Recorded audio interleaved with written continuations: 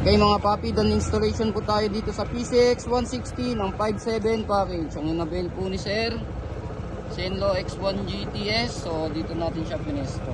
Ayan. So pakita natin yung actual na ilaw. So ito po ay 80 watts. Ayan, low beam po, white, high beam, yellow. Ayan, napakaliwanag po yun. Tapos sa switch ni Sir, ginamit po MSM 3-way switch. Tapos naglagay po tayo ng passing button. Pwede siya mag-passing kapag naka-off. Passing, low beam, passing. Okay. Tapos sa busina naman po, nilagay po natin Seger horn. So yun yung kanyang selector. Kapag yan nakapatay,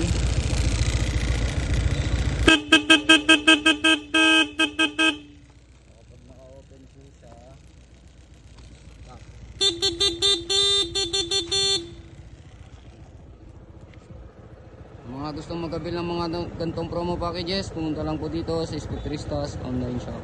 Maraming salamat po.